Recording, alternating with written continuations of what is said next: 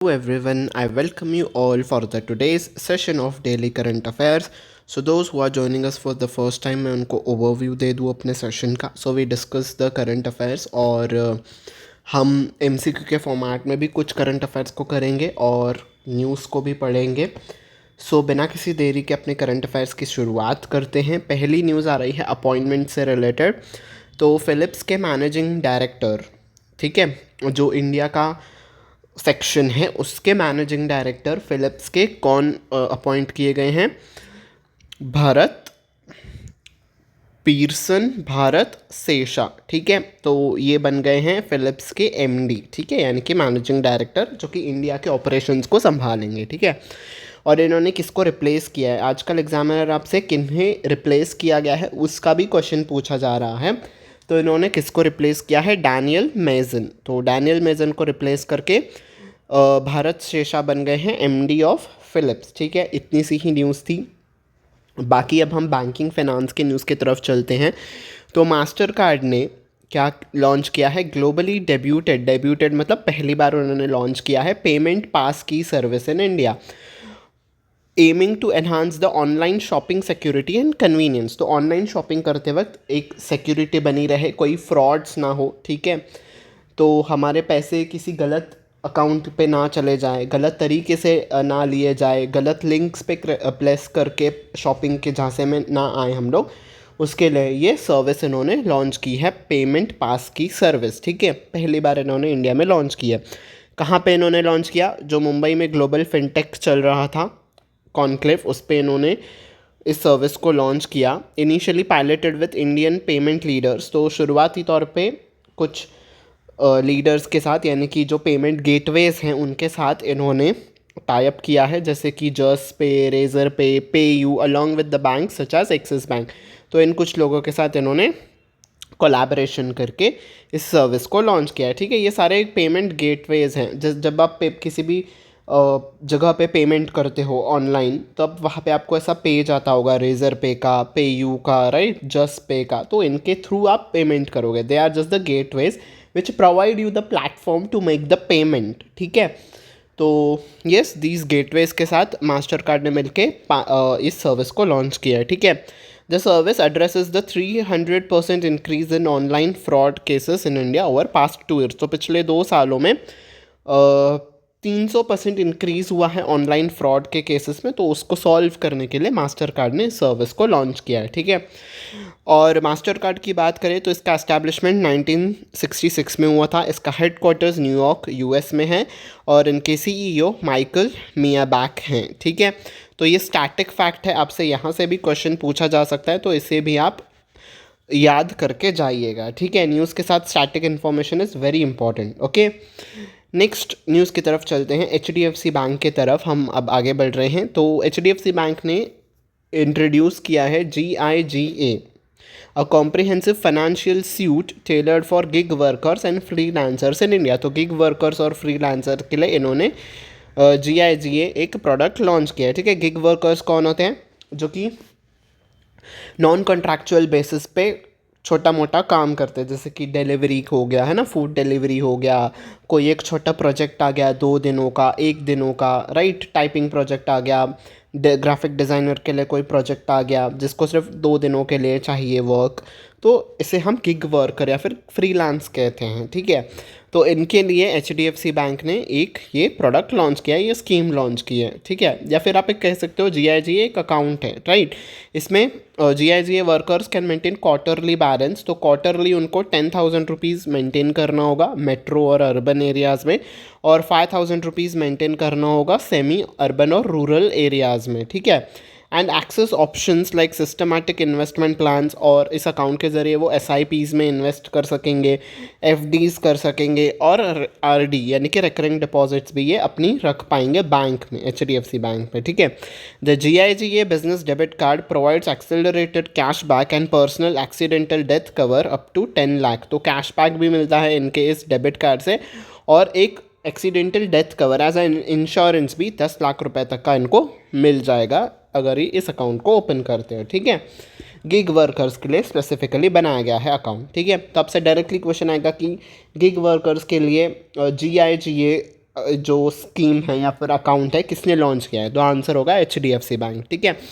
HDFC ERGO provides health insurance for gig workers and their families with premiums starting at ₹20 per day. तो HDFC का जो insurance का wing है जिसका नाम है HDFC ERGO, तो ये लोग गिग वर्कर्स के लिए स्पेशली इंश्योरेंस देते हैं। इंश्योरेंस प्लान है इनके पास जिसका स्टार्टिंग ₹20 पर डे से स्टार्ट होता है, ठीक है। अब HDFC के बारे में हमने पढ़ लिया तो उसका स्टैटिक फैक्ट भी जानना ज़रूरी हो जाता है, ठीक है। HDFC का एस्टेब्लिशमेंट 1994 में हुआ था। इसका भी हेडक्वार्टर मुंबई महाराष्ट्र में है, ठीक है। महाराष्ट्र के CM कौन है? एकनाथ शिंदे जी, ठीक है। और MD और CEO कौन है HDFC बैंक के? शशिधर जगदीशन हैं। और HDFC की टैगलाइन भी आपसे पूछी जा सकती है जिसकी टैगलाइन है वी अंडरस्टैंड यूअर वर्ल्ड, ठीक है। तो ये हो गया HDFC बैंक का स्टैटिक फैक्ट, ठीक है। ओके, अब बैंकिंग एंड फाइनेंशियल न्यूज़ की तरफ हम आगे बढ़ रहे हैं। बैंकिंग और फाइनेंस की न्यूज़ हो गई ख़त्म।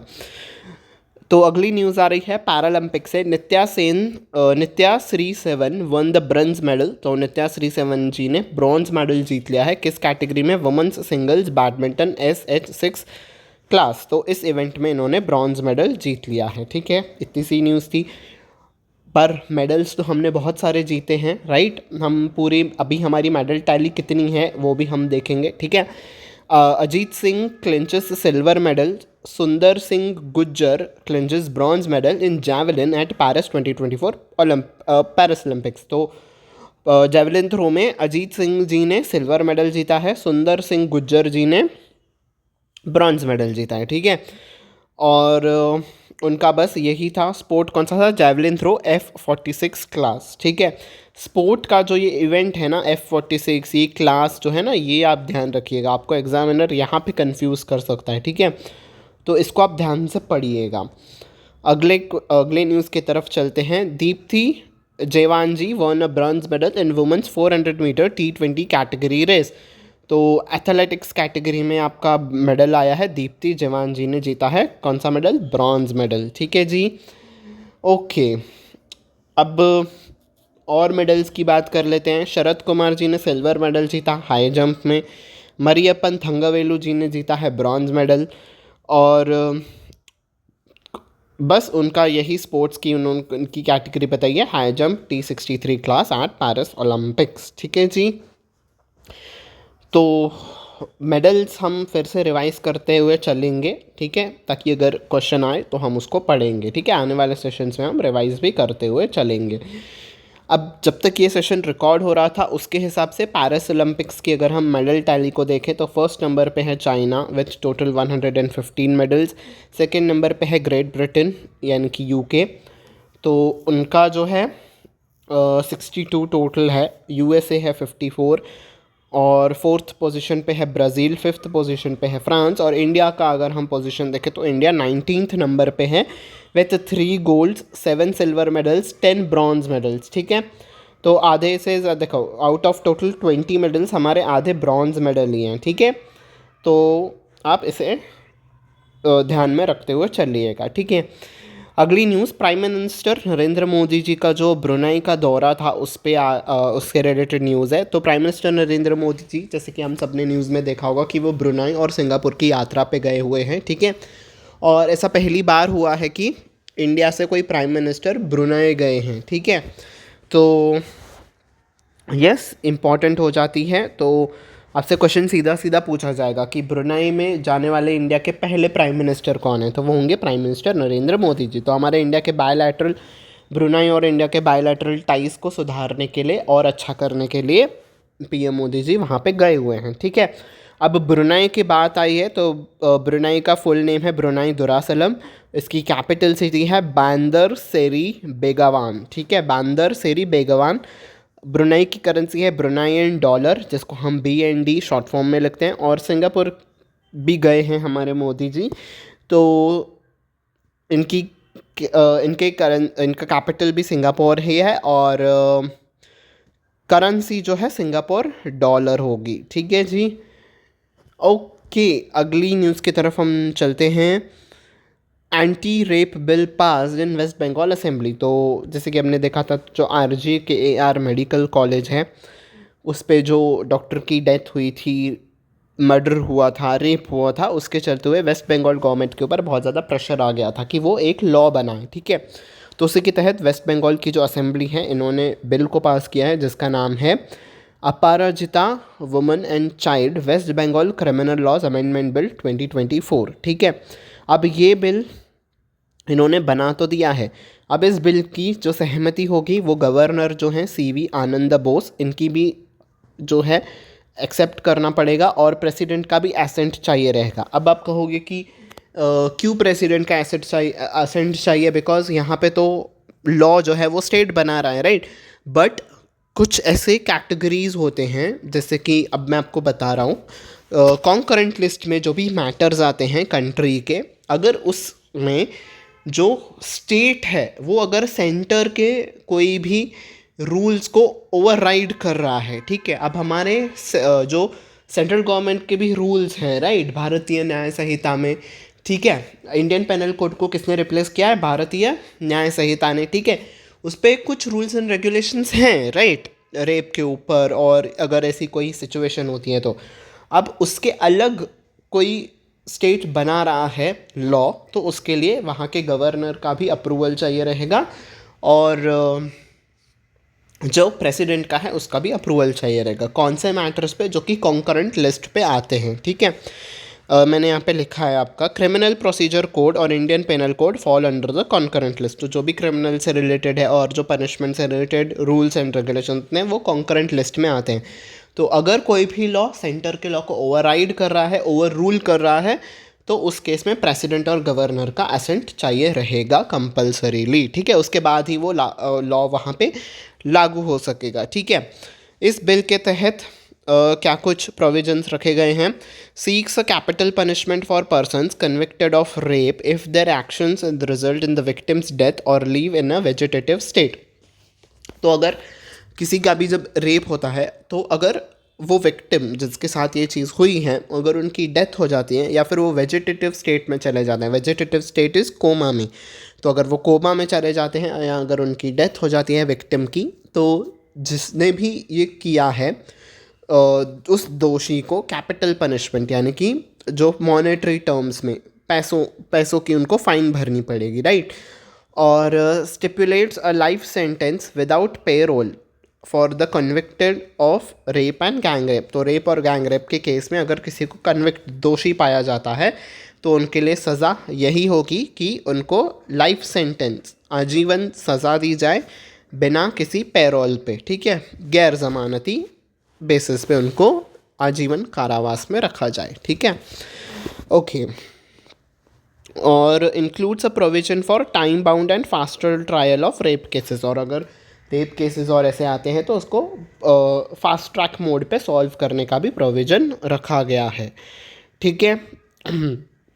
अब जो मैंने आपको बताया था कि कॉन्करेंट लिस्ट पे अगर कोई भी मैटर्स आते हैं तो वो यहाँ पे किस आर्टिकल में लिखा है? Article 254 subsection 2 of the constitution में ये मेंशन्ड है कि कॉन्करेंट लिस्ट के मैटर्स पे गवर्नर और प्रेसिडेंट का असेंट चाहिए रहेगा, ठीक है जी। ओके, अगली न्यूज़ की तरफ चलते हैं। The union minister of law and justice, कौन है हमारे union minister of law and justice? Arjun Ram Meghwal, ठीक है। मिनिस्टर्स का नाम ध्यान से आप याद रखिएगा बिकॉज एग्जामिनेशन में पूछे जाते हैं, ठीक है। तो इन्होंने एक नोटिफिकेशन रिलीज़ की है, किस लिए, किसके regarding? 23rd law commission of India. तो लॉ कमीशन बनाने के लिए 23rd उसके रिगार्डिंग नोटिफिकेशन जाहिर की गई है। लॉ कमीशन क्या होती है? जो भी हमारे इंडिया में कॉन्स्टिट्यूशनल मैटर्स होते हैं या फिर कोई भी अगर लॉ बनाना होता है तो उसके ऊपर जो कमेटी रिकमेंडेशंस देती है गवर्नमेंट को, पार्लियामेंट को, उससे हम लॉ कमीशन कहते हैं, ठीक है। तो ये जो 23rd लॉ कमीशन होगी ये कब से कब तक वर्क करेगी? फ्रॉम 1 सितंबर 2024 टू 31 अगस्त 2027 तक ये वर्क करेगी, ठीक है। ओके। अगली news, union minister of agricultural and farmers welfare and rural development minister, और एक मिनिस्टर मंत्रालय आ गया। तो इस मंत्रालय को कौन चेयर कर रहे हैं? वेट जस्ट अ मिनट, या तो एग्रीकल्चरल फार्मर्स वेलफेयर के मंत्रालय को शिवराज सिंह चौहान जी हेड कर रहे हैं, ठीक है। शिवराज सिंह चौहान कौन थे? मध्य प्रदेश के सीएम रह चुके हैं, राइट। तो इन्होंने लॉन्च किया है एग्रीश्योर फंड और कृषि निवेश पोर्टल एट न्यू दिल्ली, ठीक है। तो एग्रीकल्चरल के सेक्टर पे जो भी स्कीम्स हैं, जो भी फंड्स हैं, वो फार्मर्स तक पहुँचाए जा सकें, उसके लिए इन्होंने इस पोर्टल का और इस फंड का लॉन्च किया है, ठीक है। नेक्स्ट, फिकी यानी कि federation of India chambers and commerce and industry, इन्होंने रिसेंटली रिकॉग्नाइज किया है प्रेस्टिजियस यंग लीडर्स अवार्ड्स इन न्यू दिल्ली। तो यंग लीडर्स अवार्ड दिए गए न्यू दिल्ली में। किसको दिया गया ये अवार्ड? नीरज चोपड़ा और आयुष्मान खुराना जी को as youth icons of India के तौर पे इनको अवार्ड दिया गया है, ठीक है। ओके, तो अगली न्यूज़ की तरफ हम चलते हैं। शेख खालिद बिन मोहम्मद बिन ज़ैद अल नहयान, ये जो हैं क्राउन प्रिंस हैं आबू धाबी के, इन्होंने ऑफिशियली इनॉग्रेट किया इंडियन इंस्टीट्यूट ऑफ टेक्नोलॉजी यानी कि आईआईटी दिल्ली का। कहाँ पे इन्होंने ब्रांच ओपन किया है? आबू धाबी कैंपस में, ठीक है। तो आबू धाबी का आईआईटी दिल्ली का कैंपस इन्होंने इनॉग्रेट किया है। आबू धाबी कहाँ पे है? यूएई में, यूनाइटेड अरब एमिरेट्स में, ठीक है जी। तो यस, अगली न्यूज़। अब न्यूज़ तो जो भी समझाने की थी वो तो हो गई, एमसीक्यूज़ कुछ कर लेते हैं हम लोग। What is the primary aim of Nambi के नक्शे स्कीम? तो नंबी के नक्शे स्कीम का प्राइमरी एम क्या है? नंबी के नक्शे स्कीम किन्होंने लॉन्च की है? गवर्नमेंट ऑफ कर्नाटका ने लॉन्च की है। किसके लिए लॉन्च की है? जो बेंगलुरु के रेसिडेंट्स हैं उनके लिए लॉन्च की गई है। अब इसका ऑब्जेक्टिव क्या है? अब इसको हम क्वेश्चन के थ्रू समझेंगे, ठीक है। इसका ऑब्जेक्टिव है to simplify the process of obtaining building plan approvals for the plots of the size 4,000 square feet. तो 4,000 स्क्वायर फीट के तक के जो प्लॉट्स होंगे जो बेंगलुरु महानगर पालिका के एरिया में आएंगे, उनके लिए अगर वहाँ पे कुछ कंस्ट्रक्शन करना है तो वो उसका जो अप्रूवल होगा वो आपको फास्ट मिल जाएगा। अगर आप किसी आर्किटेक्ट से ही अप्रूवल ले रहे हो तो आपको आर्किटेक्ट से अप्रूवल लेना होगा। आप उस पोर्टल पे, आपको बीबीएमपी के पोर्टल पे अपलोड करना होगा और आपको मिल जाएगा अप्रूवल प्लान, ठीक है। तो प्रोसेस को सिंप्लीफाई करने के लिए, गवर्नमेंट से परमिशंस लेने के लिए ये पोर्टल लॉन्च किया गया है, ठीक है। स्टेट पीसीएस, जो भी कर्नाटका के स्टेट पीसीएस देंगे उनके लिए ये स्कीम इम्पॉर्टेंट हो जाती है। तो वो आप कर्नाटका के जो भी एस्पिरेंट्स हैं आप ध्यान से इसको पढ़िएगा, ठीक है। Next, what is the theme of joint commanders conference? तो जेसीसी की थीम क्या है, ठीक है। तो पहली JCC joint commander conference conduct की गई कहाँ पे? लखनऊ, उत्तर प्रदेश में, ठीक है। लखनऊ के चीफ मिनिस्टर कौन है? योगी आदित्यनाथ जी, ठीक है। तो जो ये कॉन्फ्रेंस थी लखनऊ में इनॉग्रेट की गई। जो हमारे डिफेंस मिनिस्टर हैं राजनाथ सिंह जी वो भी आए थे, और आर्मी, नेवी और एयरफोर्स के जो कमांडर्स, जो हेड्स थे, वो सभी भी इस कॉन्फ्रेंस में आए थे, ठीक है। तो पहली बार ये कॉन्फ्रेंस की गई है तो इसको इम्पॉर्टेंट हो जाता है। कहाँ पे हुई थी? लखनऊ, उत्तर प्रदेश में हुई थी। और इसकी थीम क्या थी? सशक्त और सुरक्षित Bharat, transforming the armed forces, ठीक है। Option number D will be your answer. So those aspirants who are giving the defence examination, उनके लिए ये इंपॉर्टेंट हो जाता है। बाकी सबके लिए तो है ही, उनके लिए दिस बिकम्स सुपर इम्पॉर्टेंट, ठीक है। Next, what is the primary aim of trusted tour operator scheme launched by south Africa? तो ये स्कीम जो साउथ अफ्रीका ने लॉन्च की है, इसका एम क्या है? यस, इसका एम है to reform the visa system and bring boost in the tourism sector targeting India and China. तो टूरिस्ट विजिट करें इंडिया और चाइना से, बिकॉज ऑफ कोर्स इंडिया और China is the most populous countries in the world, right. तो इतनी ज़्यादा population है तो साउथ अफ्रीका की जो भी नेचुरल टूरिज़्म है वो उसको बढ़ावा मिले, उसके लिए इन्होंने स्कीम को लॉन्च किया है। स्कीम के तहत क्या होगा? ग्रुप में जो अगर वीज़ाज़ होंगे उसको ग्रुप में अप्रूवल दे दिया जाएगा, ठीक है। अगर आप टूरिस्ट, जो भी सर्टिफाइड टूरिस्ट गाइड्स के थ्रू अगर आप वीज़ा को अप्लाई करते हो तो आपको जल्द से जल्द आपका वीज़ा अप्रूव कर दिया जाएगा, ठीक है।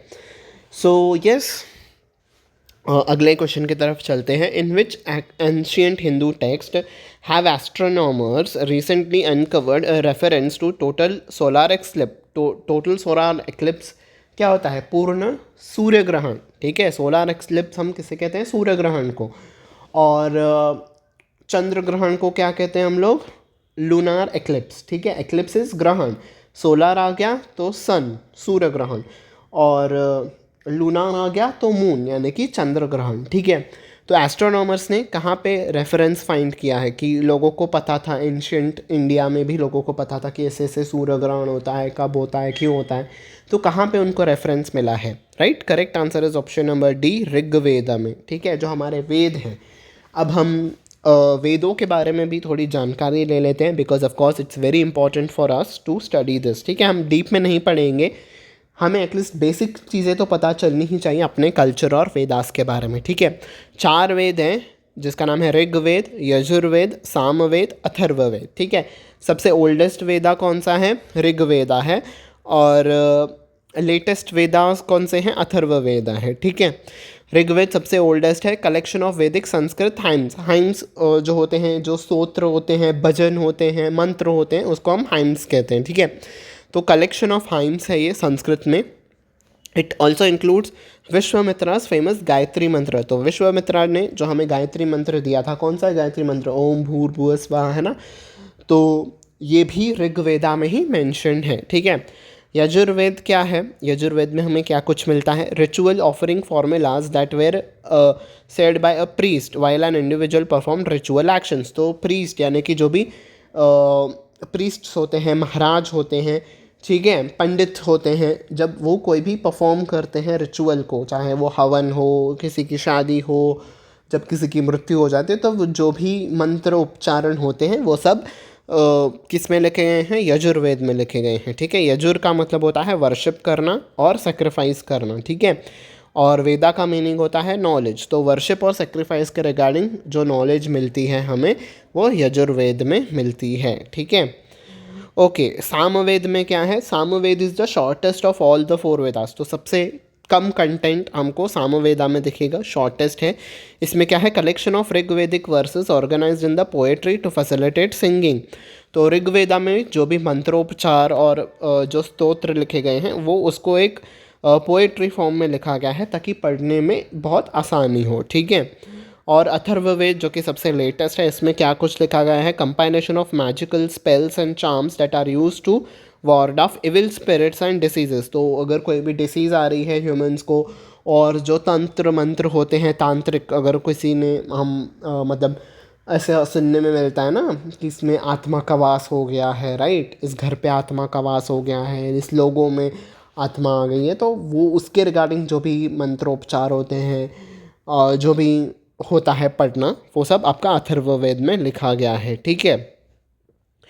Concern with sacred rituals but addresses the daily problems of the वैदिक पीपल। और जो डेली प्रॉब्लम्स आती हैं लोगों के लाइफ में, उसको भी सॉल्व किया जाता है, और ये सबसे लेटेस्ट है, ठीक है। और इसमें भी कुछ हाइम्स हैं ऋग्वेदा में जो लिखे गए हैं, वो इसमें भी लिखे गए हैं कुछ हाइम्स, ठीक है। तो ये था हमारे वेदों के रिगार्डिंग नॉलेज, ठीक है जी। Okay, next question, who broke the 39-year meet record previously held by PT Usha in the women's 400-meter hurdles at 63rd national open athletics championship. तो नेशनल ओपन एथलेटिक्स चैम्पियनशिप चल रही थी, इसमें PT Usha जी का record 400 metre hurdles में किन्होंने तोड़ा? Yes, correct answer is option number A, Vidya Ramraj ji ने पीटी उषा के रिकॉर्ड को तोड़ दिया, ठीक है जी। ओके, सो आज का सेशन इतना ही था, ठीक है। थैंक यू वेरी मच कि आप मेरे साथ यहाँ तक बने रहे। I hope you have like this session. आपने बहुत सारे नॉलेज को गेन किया होगा। एंड अगर आपको सेशन अच्छा लगा हो तो लाइक बटन पे प्रेस कर दीजिएगा, बेल आइकन पे भी प्रेस कर दीजिएगा, ताकि आने वाले क्लासेस के नोटिफिकेशन आपको टाइम टू टाइम मिलती रहे, ठीक है। और बस on this note I take your leave until we meet next time. Take very good care of yourself. पढ़ते रहिएगा and stay connected with us. Bye bye everyone.